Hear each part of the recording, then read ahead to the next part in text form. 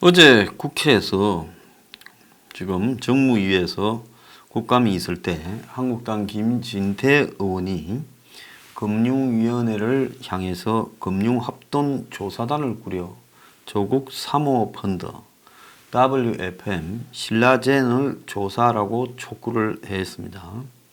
은성수 금융위원장은 이에 WFM은 주가 조작을 이미 조사 중이고 사모펀드에 대해서는 조사를 검토하겠다고 이야기를 했고, 김진태 의원은 신라젠도 들여다봐라. 신라젠은 이 조국 사건하고 연관이 있을 수도 있고 없을 수도 있다. 다만 피해자가 3만 명이다. 3천 명도 아니고 코스다 시총 2위까지 갔고 지금 10분의 1로 줄었다. 초대형 금융비리 사건인데 손 놓고 있으면 안 된다 이야기를 했고, 자, 은성수는 금융위원장은 코링코에 대해서는 언론 보도만 보면 정상적인 펀드 운용사는 아니다. 이렇게만 말을 했습니다. 자, 그러면 금융위원회라는 데가 뭐 하는 데냐? 이걸 우리가 좀 알아봐야 되겠지요. 오늘 이 말을 하는 이유는 유재수 금융위원회 정책국장에 대한 청와대 특감반의 감찰이 필요하다라는 보고가 상층부에서 그걸 하지 말라고 이렇게 눌렀다는 겁니다. 그래서 유재수가 조사를 받지 않고 무사히 빠져나와서 당의 전문위원 같은 걸로 있다가 그 다음에 지금 부산의 경제부시장으로 있습니다. 자, 유재수의 경력을 보면 춘천 출신으로 연대 경제학과 나와가지고 미주리대 박사를 거쳐서 경제학, 계속 재경부에서 과장급으로 있다가 금융위원회에 가서 지금 과장, 그리고 금융위원회 산하 금융정보분석원의 실장, 또 세계은행에 파견 좀 가 있다가 국무조정실의 관리관으로 가 있다가 금융위원회 기획조정관, 그리고 이 정권이 출범하고 곧바로 금융위원회의 최고 알짜배기 자리인 금융위원회 금융정책국의 국장으로 있다가, 자, 이 특감반 등에 의해 좀 문제가 되어서 물러났다가 그 다음에 무슨 전문위원 자리 같은 데 가 있다가 지금 부산의 경제부시장이 되고 의혹이 제기된 부분은 무마가 되었습니다. 자, 그러면 유재수에 대한 의혹을 지금 민정수석실의 특감반에서 그 내용이 다 위로 올라갔는데 위에서 눌러서 특감반원 이인걸이 지금 변호사죠. 정경심이 변호사인 이인걸이조차도 불만을 표했다. 지금 이렇게 나오고 있습니다. 금융위원회는 이 금융 관련 주요 사항을 심사, 토의, 의논, 결정을 하고 금융감독원을 또 감도, 지독하는 기관입니다. 과거에 재무부, 재경원, 재경부 등에서 재무부처에서 금융 업무를 감독했지만은, 자, 이렇게 하는 것이 조금 전문성이 떨어진다고 보고 98년에 금융위를 출범시켜 가지고 금융정책을 총괄하는 정부 부처로 만들었고, 이 금융위는 국내의 모든 금융회사 그리고 공공금융기관에 대한 정책을 추진하고 금융감독원을 위에서 감독하는 기관이고, 그래서 금융 부분에 있어서는 금융위원회가 최고의 기관입니다. 자, 그런데 왜 이 정권의 특감반실에서 이 유재수의 비리 사실이 상당히 많다는 걸 포착했는데 여기에 대한 조사가 상부의 지시로 중단이 되고 조국한테 보고된 뒤에 중단이 됐대요. 그리고 이 사람이 지금 부산에서 정무부시장을 할 수 있을까? 보통 이런 일이 잘 없습니다.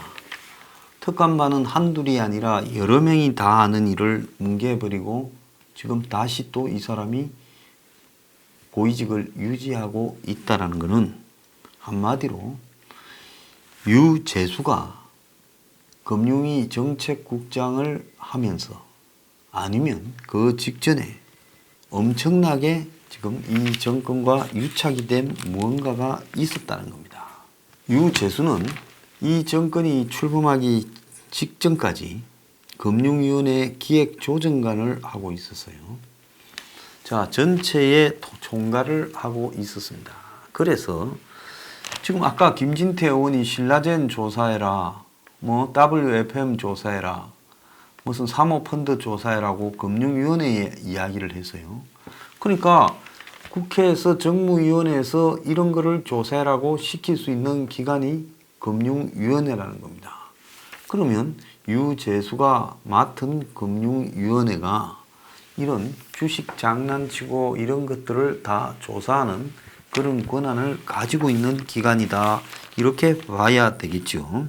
어제 김도읍 의원이 국회 국감장에서 유재수 지금 부산 경제부시장에 대해 감찰 조사를 맡았던 특감반은 A의 정언을 공개했습니다. 작년 12월에 김태우 수사관도 똑같은 이야기를 폭로한 바가 있었지요. 근데 김태우 수사관은 아마 옆에서 본 거고 어제 폭로된 그 A씨가 말한 내용은 조사를 직접 했던 당사자가 폭로한 것 같습니다. A씨는 유재수에 대한 비사실이 민정수석이었던 조국한테까지 들어갔는데 한참 뒤인 나중에 이인걸 특감반장이 특감반 전원이 참석한 전체 회의에서 유재수는 더 이상 조사하지 않는 걸로 결론이 났다라고 이렇게 말을 하며 중단을 지시했다는 거예요. 자, 그런데 유재수가 무슨 혐의로 이렇게 감찰 대상이 됐느냐? 이 금융위 금융정책국장으로 일을 하던 2018년 이제 8월부터 정책국장이 됐으니까요. 그 당시에 여러 기업으로부터 자녀가 해외에 유학 다니는 그 유학비 그리고 또 항공비 이런 거를 받았고 출퇴근에 아마 차량을 제공받은 것 같고 수시로 이제 이 민간업자가 회식을 제공을 했고 공직에 있는 자가 유재수가 벤츠를 2대나 굴리고 있다. 그 당시에 그 김태우 수사관이 폭로를 했었던 겁니다. 그래서 여러모로 수상하다고 보고를 올렸지만은 결국은 감찰이 어느 날 이렇게 무마되어지고 금품 수수 향응 아이들 유학 자금까지 전방위적인 비리가 나타났는데 유재수가 삼철 중에 한 명과 가까워서 그렇다라는 소문도 있었고 또 감찰이 중단되자 몸이 좋지 않다고 유재수 스스로 금융위원회를 사직하고 몇 달도 안 돼서 민주당의 정무위 수석 전문위원으로 다시 돌아왔다는 거예요. 과거에 보면 고참 국장급들이 밖으로 나가서 한자리 하기 전에 여당의 수석 전문위원 등으로 보통 잠깐 걸치죠. 그러고는 곧바로 지자체 선거가 끝나고 부산 정무부시장이 됐다는 겁니다. 자, 왜 유재수가 이렇게 수사가 무마되었느냐? 이 부분을 지금 검찰이 집중적으로 캐고 있는 부분인데요. 이런 유재수의 비사실 내놓고 비리를 저지르니까 그게 특감반 기에도 들어가서 이인걸 특감반장 그리고 이인걸이는 자기 위에 박형철 반부패 비서관을 거쳐 조국한테까지 올라갔는데 이게 무마되어서 이인걸이도 당시에 상당히 붕괴했던 걸로 이야기가 나오고 있습니다. 그런 이인걸이가 지금 정경심이 변호하고 있어요. 근데 제보를 한 A씨가 유재수가 김경수, 윤건영이 최고 실세죠. 청와대 상황실장, 정경득이 청와대 선임 행정관 등과 텔레그램 등을 주고받으며 금융위 인사와 그 외 인사에 개입했던 사실이 포렌식을 통해 확인됐다고까지 언급을 했습니다. 그래서 유재수가 현 정권 고위 인사 등과 친분이 아주 두터워서 윗선에서 그의 비리를 무마해서 적당히 내보내고는 곧바로 자리를 주는 행태를 취했다는 겁니다. 자, 유재수는 특감반 감찰을 받고 작년 3월 달에 사직서를 냈는데 아무런 징계도 안 하고 그냥 사표만 받아줬다는 거예요. 사표 내고는 바로 그 다음 달에 국회 정무위원회 수석 전문위원으로 임명을 됐다. 참 기가 찬 이야기가 아닐 수 없습니다. 그러다가 오거돈이가 당선되니까 석 달 만에 부산의 경제부시장으로 갔다는 겁니다. 자, 유재수에 대한 감찰 무마 의혹은 올 2월 달에 김태우 수사관이 고발해서 동부지검에서 지금 수사가 진행되고 있는데요. 김도읍 의원이 폭로한 A씨의 이런 정언이 사실이라면 지금 조국은 직권 남용을 저지른 중대한 범죄 행위를 저질렀다. 이렇게 지금 볼 수 있고요. 김도읍 의원은 국감장에서 동부지검에서 지금 조사를 하고 있는데 특감반은 전원을 조사하라 했고 지검장은 법과 원칙에 따라 수사하겠다고 말을 했습니다. 그래서 당시 이인걸 특감반장이나 박영철 반부패 비서관 선에서 무마할 수 있는 그런 차원의 비리가 아니다는 거죠. 거의 조국이 결정해야 무마되는 비리가 그렇게 결론이 났다는 겁니다.